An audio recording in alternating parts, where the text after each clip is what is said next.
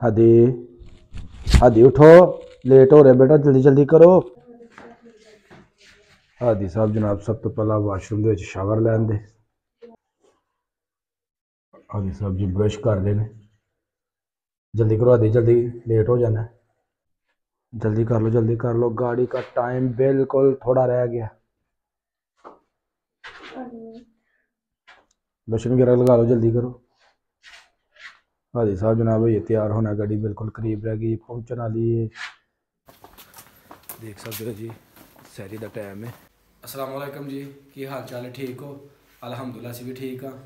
हादी साहब जा रहे हैं जनाब लाहौर, तो लाहौर करन जनाब इंजॉय, तो लाहौर ने हादी साहब के नानके, तो कुछ दिनों वास्ते जा रहे हैं क्योंकि सर्दियों की छुट्टियां जड़ियां ने ना वो हो गई ने स्टार्ट, तो 4-5 दिन हो गए ने बच्चों ने छुट्टियां होया, तो बच्चों का दिल कर रहा जी असीं लाहौर अपने नानके जाइए तो घूमिए फिरिए, तो इन्होंने करन गया जी हुण असीं रवाना, तो हादी और इहदी आपी इहदी मामा जिहड़े ने वो जा रहे हैं अपने ननिहाल। तो हाई साहब तैयार हो बिल्कुल? चलो जी चलिए फिर। हादी हादी उठो, लेट हो रहे बेटा, जल्दी जल्दी करो, लेट हो जाना, गाड़ी चली जानी है। शाबाश शाबाश, जल्दी उठो, मुंह धो लो, गाड़ी का टाइम 20 मिनट रह गया, गाड़ी जाने में जल्दी करो। हादी साहब जनाब सब तो पहला वाशरूम के शावर लैन दे।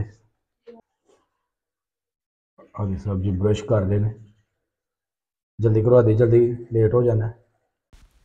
हादी की जी तैयारी हो गई है स्टार्ट। हादी पहन रहा है शूज़, और शूज़ पहन के इंशाल्लाह निकलने हैं जी। जल्दी कर लो, जल्दी कर लो, गाड़ी का टाइम बिल्कुल थोड़ा रह गया। लोशन वगैरह लगा लो, जल्दी करो।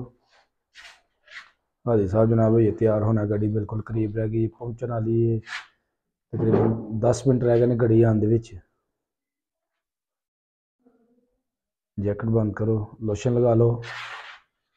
कितना टाइम रह गया गाड़ी में बुला? 4 मिनट।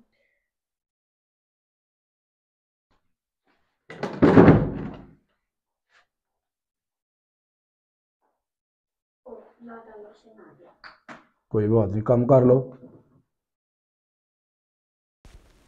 अब्दुल हादी बेटा सोने लग रहे हो, बस जल्दी करो बेटा, अगर गाड़ी चली गई तो फिर 2-3 घंटे बेटा लेट हो जाना है।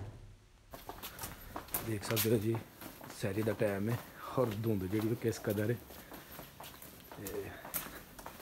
बाजार के विचों नहीं गुजर रहे असी, बहुत ज़्यादा ठंड भी है।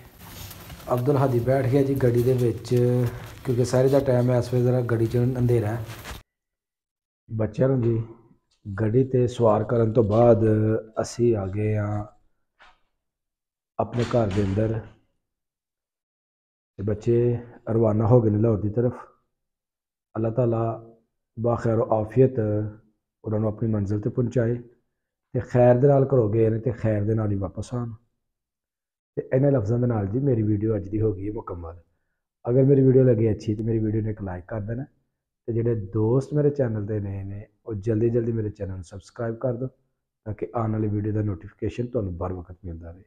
मैनू दो इजाज़त, अल्लाह हाफिज़।